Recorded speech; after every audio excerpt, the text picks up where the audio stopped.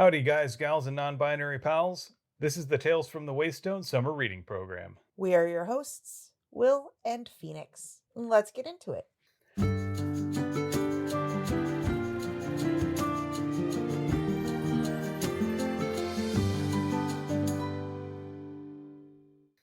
Welcome to the fifth installment of our series on Becky Chambers' The Long Way to a Small Angry Planet. When you're here, your family, where we'll be reading pages 246 through 312. If you're new here, maybe go back to the first episode of the series, at least. The Long Way series, maybe? I don't know. I guess if you want to start in the middle, that also works. But this is a weird way to do in media res. But for those of you who are stubborn, an explanation of the pod. Each week we'll be examining a section of Long Way to a Small Angry Planet, figuring out what we can take from the text we'll apply to our real lives. We'll also take some time to focus on a friendly news of the week, and then share a recommended thing of the week. Finally, we'll wrap things up with 7 words from the book and 7 words from our own lives.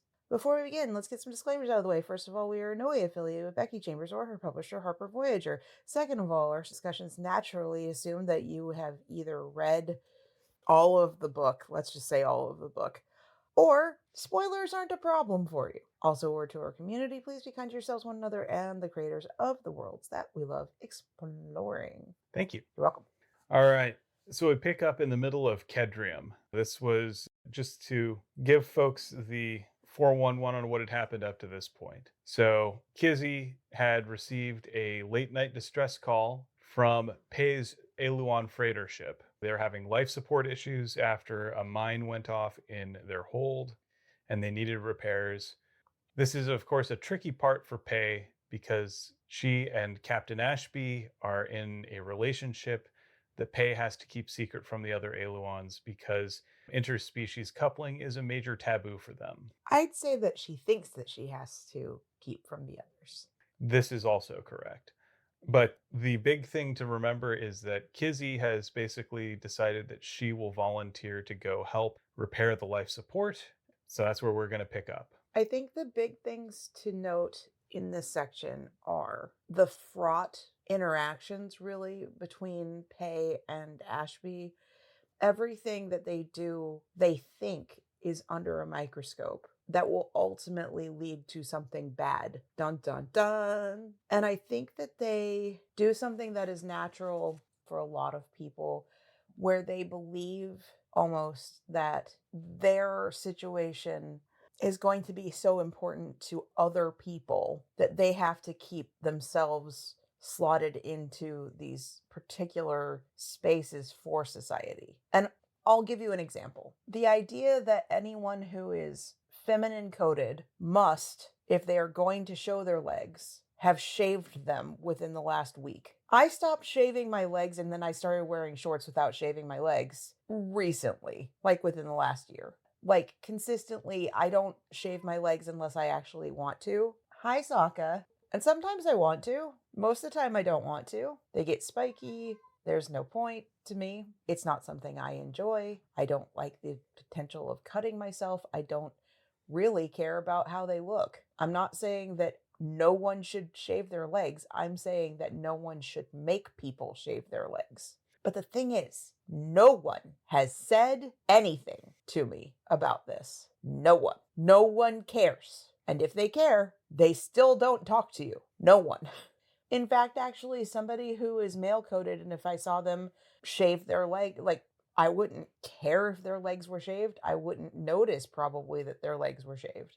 I do notice and point out when people who are male coded, mask, whatever, I do notice when they have painted nails, but that's because I like them and I compliment people on their painted nails. It's another thing is, like, if you're not comfortable in a certain type of clothing, the idea that you are forced to wear that kind of clothing, bras, specific type of underwear, any sort of thing that is dictated to you by society, you feel more self-conscious and worried that other people will care than they probably care. I think it's also worth pointing out here that the concern over breaking this taboo is mostly one-sided in that Ashby cares about it only insofar as this is something that Pei cares about. Like, if Ashby had his druthers, they wouldn't have to hide their relationship at all. But he also knows that Pei does not feel safe. Because of that not feeling safe, Ashby respects her, and that respect is reflected in his choice to not make a public thing of their relationship. I think the best way to describe it, and this is, I think, a theme that we'll come back to later in the next chapter, just because you don't have a boundary around another thing doesn't give you the right to cross someone else's boundary around that. So Ashby doesn't have any reservations about revealing his relationship with Pei personally, but he knows that Pei does, so he respects those. It's kind of the same deal with coming out. You don't out people. You don't out people. I don't Right. care. No, you don't out people unless you You're an asshole. don't out people. But what you do is you respect the boundary of the person, the comfort level of the person for whom it matters. Exactly. So I have absolutely no problem with when you make a new friendship or a new acquaintance at work or something, and you refer to me as your partner, and you refer to me with they, them pronouns, and you refer to me as agender or non binary or whatever. No problem with that. That's not outing me in the same way as if I had a boundary of I don't want people to know, because there are definitely some people who are like, I just discovered this about myself. I'm trans or gay or ace or non binary or whatever. And I am not yet out as a general, this is living authentically as that identity. If they're not comfortable coming out of that closet, you do not forcibly drag them out of that closet. Well, and it's also someone may be out in most situations that you've seen them in, but not in others. Like, so there are people who may be out amongst all of their friends, but at work, for whatever reason, maybe they aren't, or around certain members of their families, or any number of other scenarios. So, in that scenario, you generally, if you're unsure, ask and follow their guidance. Because there are any number of things that can affect someone's decision about that. A lot of them are things we're not privy to, and we can only know by asking, and then we respect their guidance on that. And it is up to the person who has those boundaries to choose if and when they relax them. So let's get to the action here. I'm just going to fast forward a bunch. Okay. There's a bomb on the ship. In fact, actually, there's not a bomb on the ship. There is an array of bombs on the ship. Like 48 of them. Unexploded mines, similar to the ones that took out the life support. And over the course of this chapter, we find that there was a goal of using Pei's ship to further blow up like space station repair stations, harm more people than just the people on Pei's ship, take out a hub. Fortunately, they have about 2 days to fix this. Because of course they do. Now, what I really appreciate, there's not the little countdown timer and they get to 0 and all of a sudden, no explodey. It's a tired trope. It's a thing. What I do appreciate though is that our tech that goes and dismantles them is Kizzy, who is not only femme but also very ADHD coded, and like we have someone who has been very scared and anxious and panicked, who is skilled and can still function, who is able to take control even though she's scared. There is also something interesting when we get to the section where they debate how to address the mines. I want to talk a little bit about Corbin here specifically. So, hitherto, he's been portrayed as mostly just a really self centered Asshole. And in this case, he sort of leans in that direction, but then there's a hard left turn that lets you know there's maybe something more to him, where he says, okay, I don't see why this is our problem. Why don't we just have all of you guys come aboard and then we move the ship to a safe distance and let it just blow up in the middle of space? No harm, no foul. You guys come with us and we'll take whatever of your cargo we can salvage ahead of time, and none the wiser. It'd be very easy for a character who is as pragmatic as Corbin to be completely heartless about helping others. In this case, his thought is, well, we should minimize the risk to all of the lives here, including the people who were on that ship. We can take them all. We'll just do that. Now, you can agree or disagree with his idea of just letting the ship explode, but I think that shows that there is at least a little more to him than just heartless jerk. The one thing to note about Corbin's characterization is that he has been deemed the token evil one because he's racist, which is a trope. The way that you know that someone is a jerk is by making them racist. I don't love that. It's an attempt to make him more than a one-note character. He doesn't show up very much. He doesn't really get to be fleshed out, not like the rest of the crew. He kind of just is there as the heel, at least so far. And we're pretty far into the book. But I agree, that does seem like a prudent way to handle the situation. I do appreciate that he's not heartless towards the living creatures, but it ultimately doesn't work for Pei and her crew. They need to keep their ship because they also have, like, important, with capital ITM, things in their cargo hold for the war effort, really. I think there's also a bit of, for Pei, that ship is home. Right. That is another huge thing, is when you wander, your home is the four walls you construct around you, whether that's a wagon, whether it specifically is mobile or it's the places that you stay. And I think it is exceedingly difficult to uncouple emotion from home. Ultimately, the decision they arrive on is Kizzy will go disarm the bombs.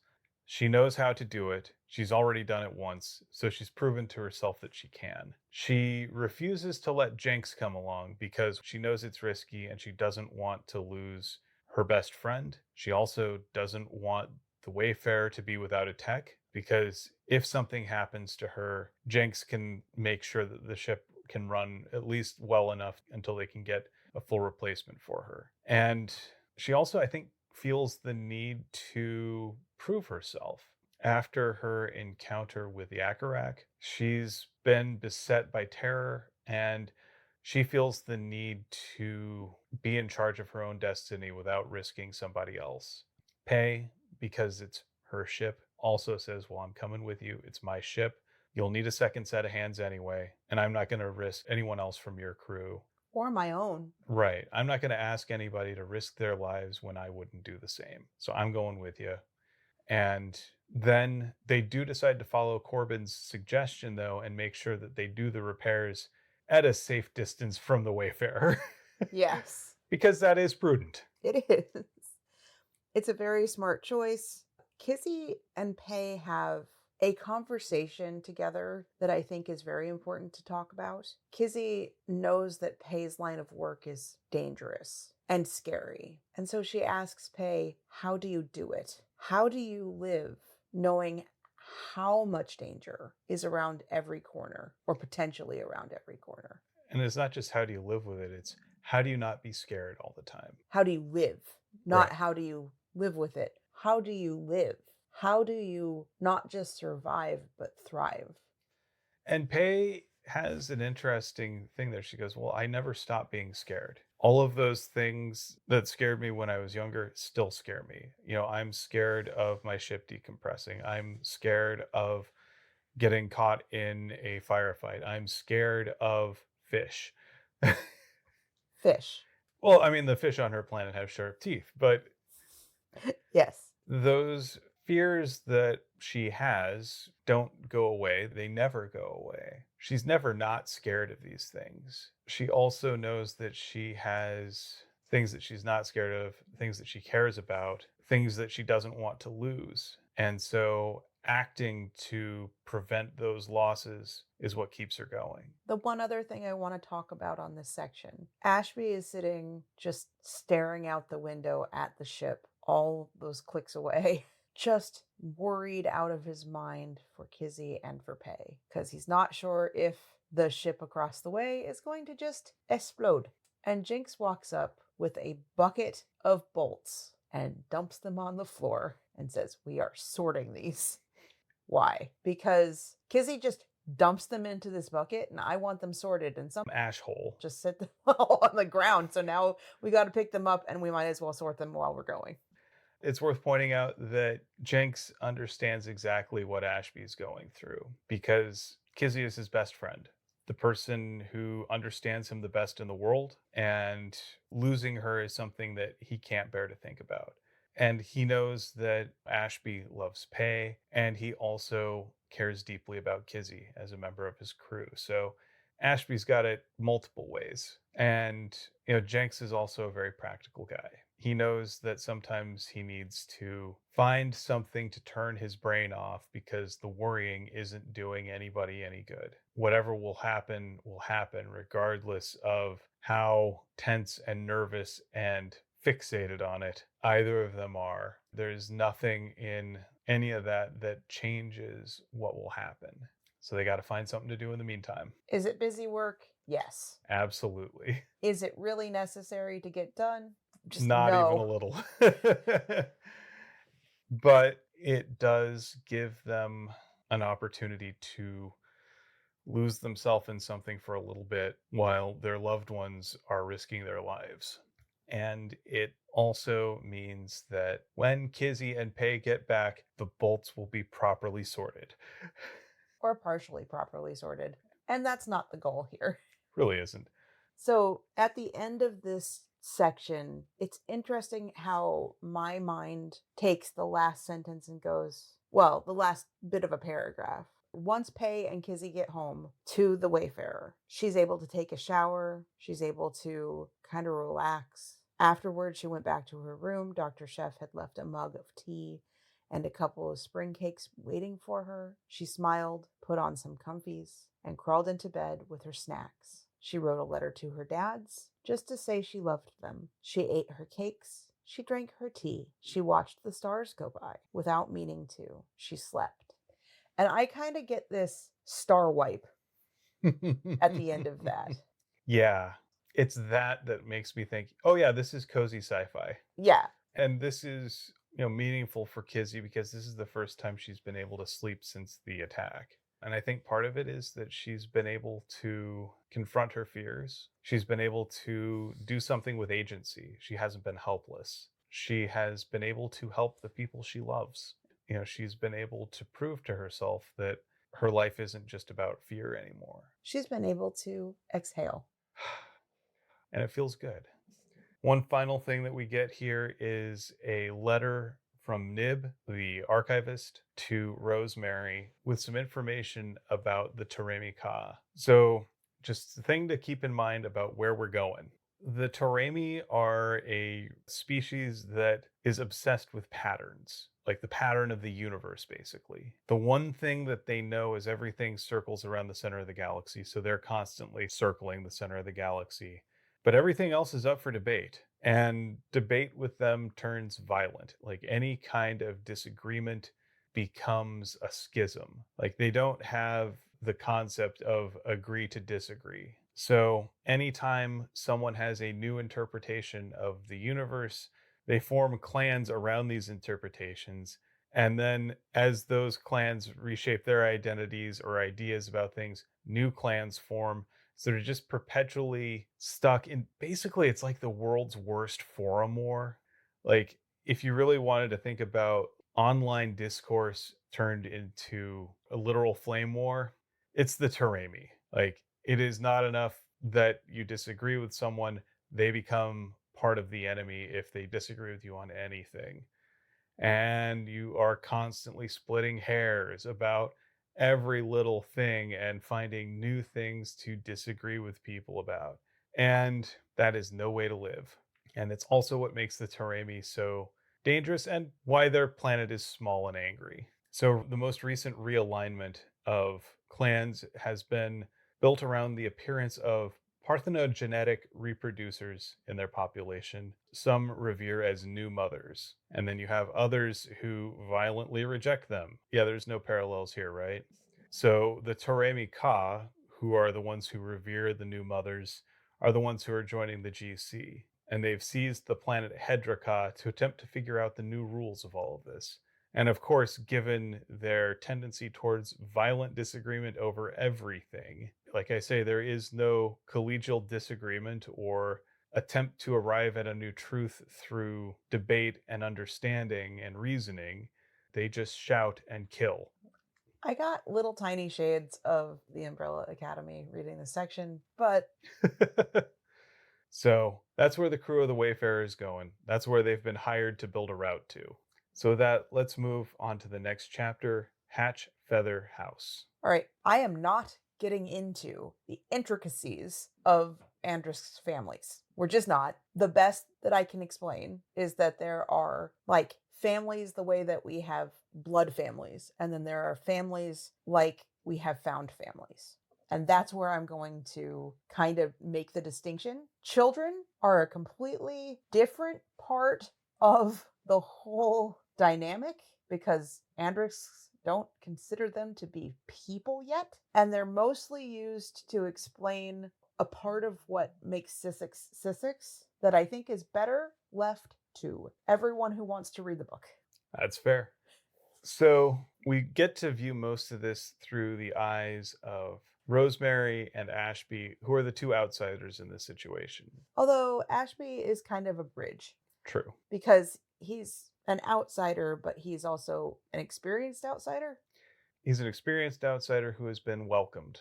I think there's also something interesting here about what it's like to be invited to another culture's events or families or gatherings. Ashby is very careful to be polite. He is also very careful to observe things as best he can. And he recognizes that there are certain experiences and certain attitudes that he's never going to be able to perfectly replicate. And he is aware of that. He doesn't try and pretend that, he is one of these people now. There's no appropriation here. He is grateful for the invitation and he's happy to show up and participate as best he can.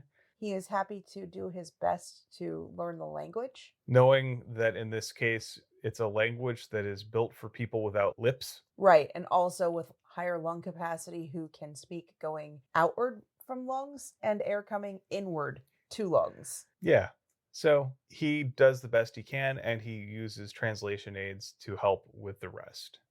And then there's Rosemary, who is basically reliant on translation aids. And there's also no shame given towards that. Correct. Using translation aids is good, but you just have to understand their limitations. On top of that, I'd say there's no racism or xenophobia, and there is just curiosity. There are learning opportunities for both children and adults. There are loving amounts of patience towards everybody who is not fully aware of another person's culture. The culture is very much more free when it comes to affection and loving and sex, and nobody on this planet wears clothes because it is unnecessary. And so the second that Syssix gets on planet, she's like, screw this, takes off the clothes. Pants off, vest off, she's naked.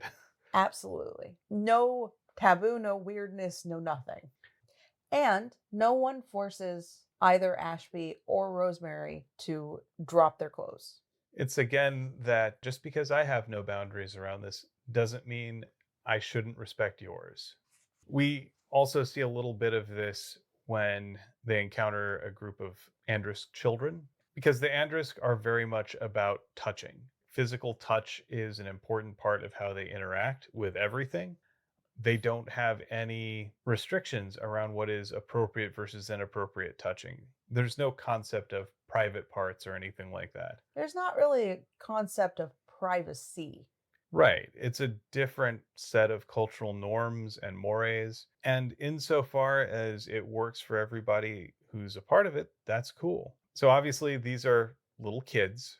They know that, oh, I need to ask permission before I touch an outsider because outsiders don't have the same attitude towards physical touch that we have. And so, Ashby is consenting. He says, yes, you may touch me. And of course, the kid is shocked to discover hair that doesn't have quills in it because the Andrisk are giant feathered lizards, basically. Meanwhile, when they go to touch Rosemary, they don't have a concept for breasts because they're lizards. No memories. Thank goodness, though, that it's not lizards with boobs, Right. because that's dumb. And so naturally, the kid doesn't know any better. And then Sissix gently reminds him that, hey, for humans, it's best not to touch them in places that are covered by their clothing. Yeah, I mean, Rosemary takes it as well as she can because she's just like, oh, instead of, freaking out that some little kid has grabbed her boobs. She understands that this is a child that doesn't know any better. Well, but also that this is not a person who is aware of her own cultural anything related to either genitals or other secondary sex characteristics. Yeah. And again, it's a very gentle reprimand of, hey, so I know that you don't have any particular boundary around this, but these people do. So now that you know, now you can be better about it. And it's presented again with the utmost of gentleness. It is not something like, oh, you're a terrible person or anything like that. It is literally, you didn't know any better. It's also not slapping them away.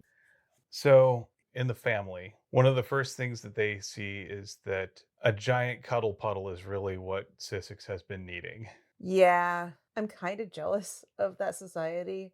Everybody likes to touch and be touched, to have that physical affection. And it's not just like sexual for every single person. It's very much more about connecting with a person in your family, of having their hands run through your hair, having them give you a massage, have them just touch you with affection and love, to let you know that you are there and that they are there and that there is, again, that bridge between them, that there's nothing between them. And it's relaxing for Sissix and it is restorative for Sissix. And Rosemary watches all of this and she knows that it must be hell for Sissix to go through her daily life without any physical affection in that way. Yeah, she sometimes cuddles up on Ashby, but there's still those moments where, hey, could you not drape yourself on me because of the connotations, even though you're doing it in a sisterly way? It might not be viewed that way. And there's no boundary like that in Andrew's society. There's no concern about that. Sissix can take off the mask for the first time in who knows how long. She can just be her. We also get to meet Ithrin, who's one of the elders of this little family unit. I love this little interaction here that he has where he talks about, I remember it well when humans first joined the GC. And then, of course, proceeds to, well, maybe it was this, maybe it was that. But he has one core memory, a part of this that I think is worth pointing out. So he recalls encountering a human working in the marketplace when the announcement came through, and the man burst into tears at the news, saying, this means we matter, that we're worth something. And Ithrin responded, well, of course you do. Everyone's worth something. And then the man replied, but now I know the galaxy thinks so too. And this is something that I think ties into, like, when you hear things like Black Lives Matter or anything like that. It's not that everyone's life matters is negated by that, but it is an acknowledgement specifically that, yes, we see the Black community as people. Yes, we see that they are of value. Of course, they're of value. Of course, everyone's life matters. Of course, all of that is important. We're explicitly stating that we see you as part of that. In theory, the whole it doesn't even, I can't say it without wanting to gag, but the all lives matter thing in theory means, yeah, everybody matters. But the people who say that, knowing why I kind of gagged in my mouth a little bit, understand that what that's saying is, now that we've flattened everything, we're back to status quo, instead of, hey, I see the suffering that you are going through as a Black person, or as a queer person, or as a person of color, a person who is not cis straight white male. I see the intersection of your lives being like Black and queer, or being a woman of color, or any number of these different Venn diagrams of outside of normal, quote. And I see that there are struggles that are inherent to those identities in ways that, like, I, as a person who can kind of pass as a cis woman, sorry, to strangers and as straight because I'm with you. Like, I don't immediately get clocked unless I'm wearing my very queer favorite hat in the whole wide world that says, check it out, I'm gay. And it has a little button on it that says, being gay when you're queer, your family, and my they them pen and a bunch of other stuff on it. But like, I could easily strip my clothing down to like boring and very much be safer. There's still that one level removed because AFAB, but there are some things that are not able to be masked or removed that put people in an immediate different space that may be more dangerous to them. It may be more uncomfortable for them. And they are inherent things to them, and they are important things to their identities. And saying Black Lives Matter is a way to show that you care about that part of their identity. Saying that you're colorblind when it comes to people erases that distinction and erases the need to acknowledge those challenges.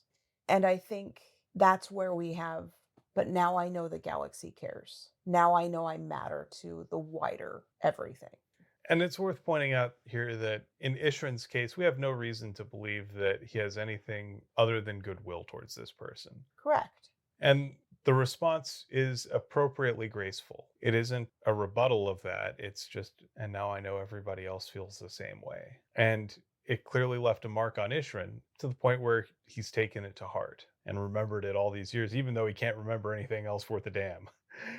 The other thing that impresses Rosemary about all of this is, as far as she knows, Sissix doesn't have a chosen family. At least not an Andrisk chosen family, the way that the family structures are typically created.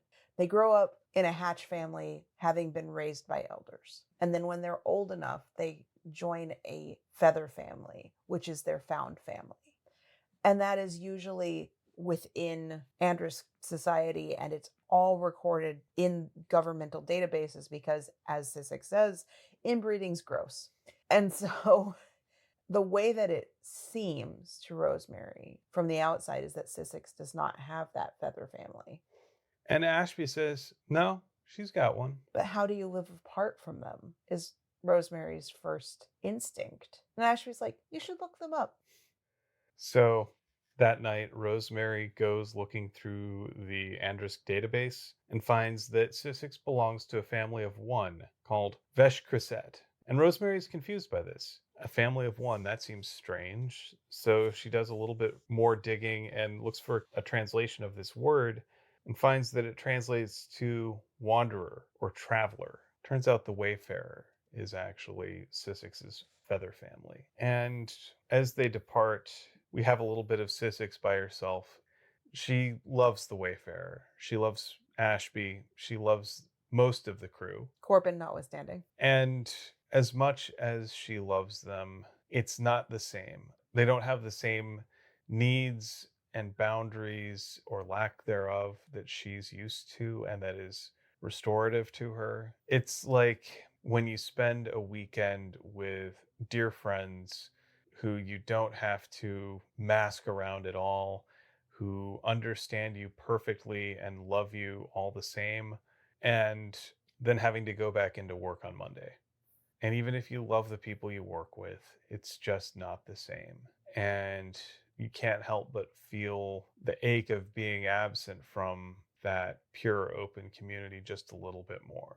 And I think that Sissix is going through a bit of heartache here. And that's when Rosemary shows up. Rosemary, who has had a crush on Sissix pretty much this entire time.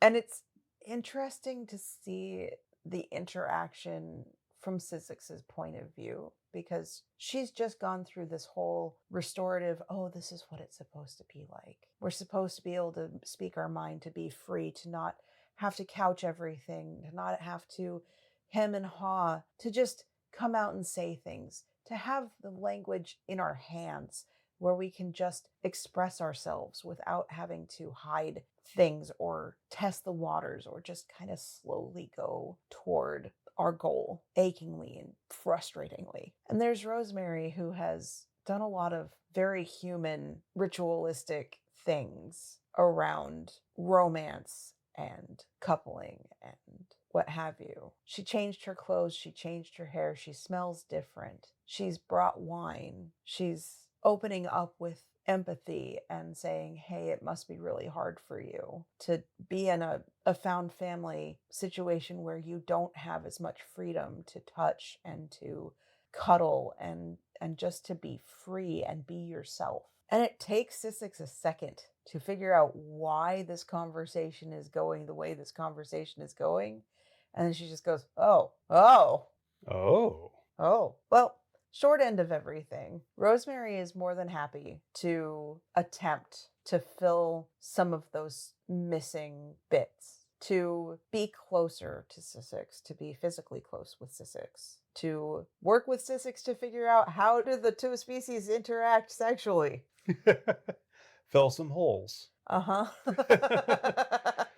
And we'll kind of stick a pin in that and leave that here for now and move into October 25th. So this chapter starts with yet another row between Sissix and Corbin. Because we have to remember that Corbin is an asshole. He's being persnickety and hasn't communicated his needs clearly and directly to Sissix. Sissix has been reckless in ways that aren't optimal for his fuel tanks. The real problem, though, is that neither of them has taken steps to work to understand the other or work together to solve their disagreements. And as a result, they're disturbing the peace of the rest of the crew. And this is that flip side of the Wayfarer being the Feather family. There are members of your family that maybe you don't get along with, and Corbin is one that Sissix doesn't get along with. And at the same time, even when you don't get along with someone or like them or whatever, especially in a situation like they're in right now, where they're in it for a long haul, like with a finite amount of space, you gotta at least figure out some way to keep the peace. And Ashby, you can tell, has pretty much had it. Draw a line down the middle of the spaceship, and you can stay on this side, and you stay on that side, and stop it. He's got the I don't care who started this thing attitude to it, because it's worth pointing out that, remember, his cultural paradigm is one of people working together to overcome their differences and coexist. That's the only reason that the Exodus fleet was able to survive for all those generations, for hundreds of years. So he's pretty clear that it's their job to figure this out. He can't do this for them. And he's in the middle of getting into a grow up and figure something out speech when they're interrupted by news from Kizzy and Rosemary. There's a Quellan enforcer ship demanding to board the Wayfarer to conduct a random search. And this random search ends with Corbin being arrested, detained, for the crime of existing. And we're going to leave you there because I was a butt when I decided on what constituted a seventh of this book. That'll be an interesting conversation for next time. But I think in the meantime, we've got some really good options to talk about for Phronimos. Who'd you pick this week? I think I'm actually going to pick Kizzy. Okay. And that's because despite being scared out of her mind, she is aware that she is the one person with the capability to disarm the array of minds. And it's not that she's being reckless with her own life. She's also not being reckless with the lives of her fellows and her friends and the crew of the Aelon ship. She sees the reason behind separating the ships. She sees the reason behind allowing Pei to come with her with no pushback or little pushback. She is afraid, but she does face those fears. But on top of that, she has the wherewithal, the bravery to ask Pei, someone who has more experience with danger, with being afraid, with all of these things that have caused Kizzy so much distress. She has the wherewithal to ask Pei for advice, for help. And not only that, but she actually listens. You know how there are those people that ask for help, but want you to tell them what they already think the help should be? Yeah. Oh, dear Lord, I hate that. It makes me crazy. I have an idea in my head and I'm not going to tell anyone and I want people to guess and tell me that I'm right. And that's not what she's doing. She's like, hey, I genuinely have no idea how to continue on from this point. How do you continue on from this point? The thing is, she is continuing on from that point. She's making decisions that are not comfy because they are necessary. And she's able to face her fears. Maybe not the same fears that have been keeping her up at night this time, but they're different fears that she's able to say, you know what, I am afraid, but I'm going to go forward. And I think Pei helps to recontextualize how she looks at those fears. Instead of those fears being things that stop Kizzy from doing what needs to be done, those fears serve as reminders of the people that Kizzy loves and is afraid to lose and wants to preserve, and the things that she wants to act to value. I think this is a part of the book where I think we get to see two members of the kids' table stepping up to the adults' table a little bit between Kizzy and Rosemary. The adult table, headcanon wise, in my book, is Ashby, Ohan, and Dr. Chef and Sissix. And in this section here, we get to see both Kizzy and Rosemary start to take their seats at the adults' table To start to learn and to grow. and to make decisions instead of just having decisions made for them and taking risks. So I think it's pretty cool seeing Kizzy step into that Phronimos role here a little bit. Phronimos doesn't mean someone who's figured it all out. It's someone who has, in this moment, figured something out.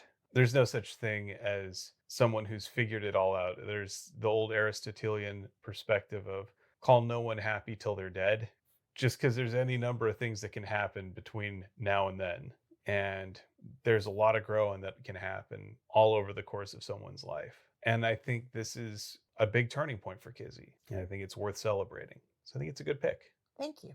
So you have a recommended thing of the week. I do. So recently, within the past couple weeks, Dimension 20 just started Cloudward Ho. Oh my goodness, it's amazing. Oh man, this has been a lot of fun. So, as you know, we're big fans of the Dimension 20 actual play series. This is the newest Intrepid Heroes season. It's completely standalone, so you don't need to have seen any prior seasons to make sense of it. The catchphrase is pretty simple. We're doing steampunk, guys. I'm absolutely enjoying it so far. The bits are fast and furious. The characters have been interesting and fun. So we've got in there Murph doing peak Murph as Maxwell Gotch, a pugilist. We've got Ali Beardsley as Alethra McLeod, who's a young mech pilot. Zach Oyama as Daisuke Pappy Bucklesby, who's a gunslinger. Got Emily Axford as Maria Captain Junker Junkova, an artificer and airship pilot. Siobhan Thompson as Vanellope Van Chapman, the ship's bosun. And then Lou Wilson as Montgomery Monty La Montgomery, who's a naturalist and novelist / ranger.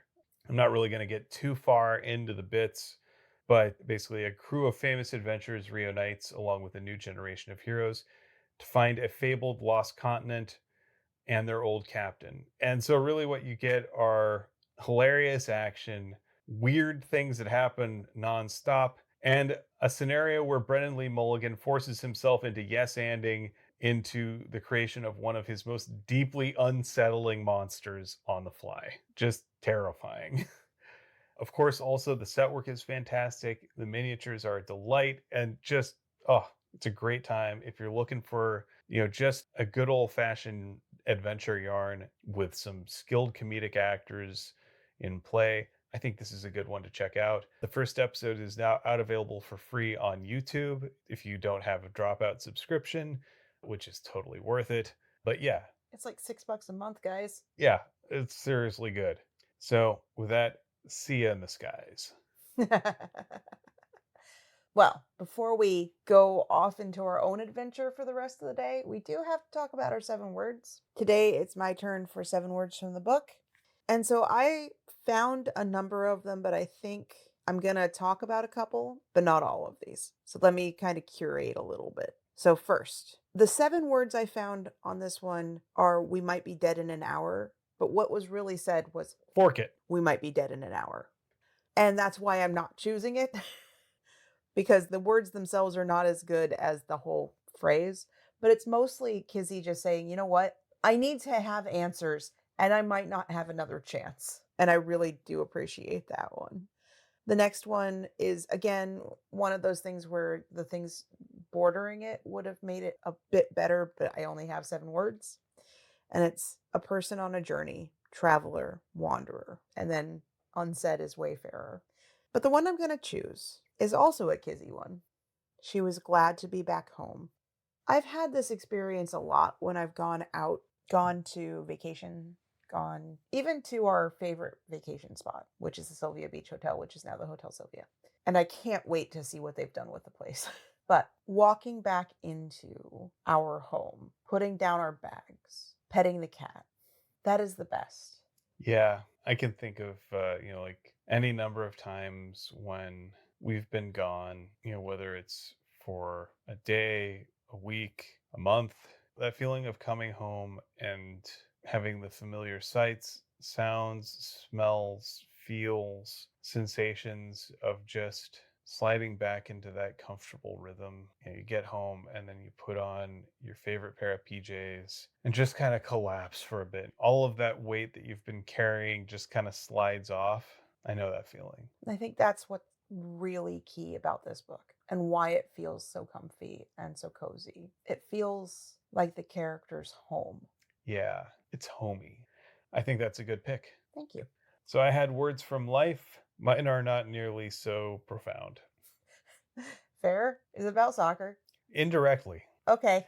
It is, "I see you know your judo well." So this is one of those weird memes that came to me indirectly. So if you go onto YouTube and you search for "Democracy Manifest," there is this video of a group of Australian police officers arresting a grouchy old man who is basically saying, "What are the charges?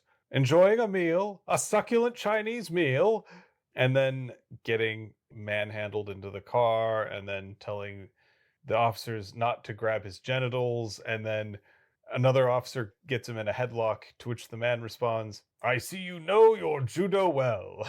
Is this a real thing that This is a happened? real thing that happened. Wow. Yeah, so I guess the story is that this guy was a notorious dine and dasher and minor credit card fraudster. And so when the cops finally arrested him, he decided he would make a scene about it. And now he's kind of a legend. He's dead now, but he's a legend. Okay. And this is where the meme that has to do with the This is person that so your soccer team sacked. yeah, so Okay.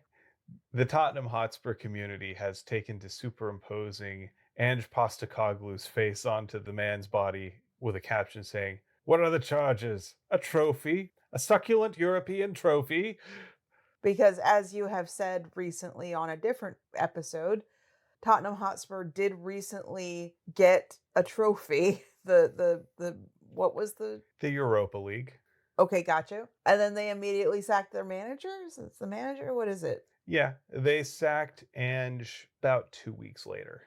Manager, though, yes. Yeah, Okay. manager. Yeah. Welcome to my life of trying to figure out some of the things that Will gets stuck in his head that are amusing to him.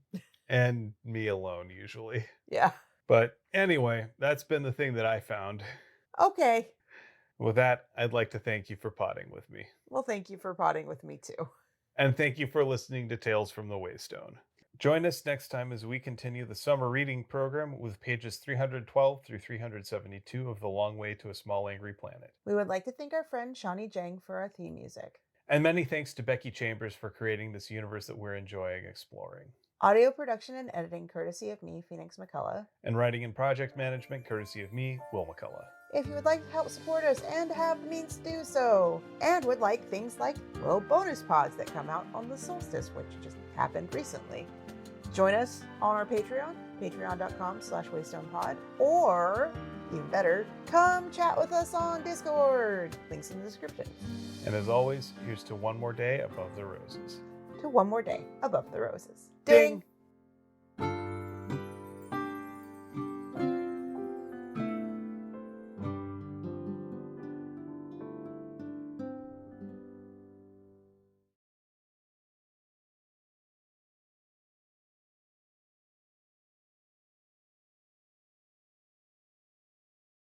Welcome to the 5th installment of our series on Becky Chambers, The Long Way to a Small Angly Planet. Small angly planet? Is that like a hexagon planet? Probably. Okay. It's linear.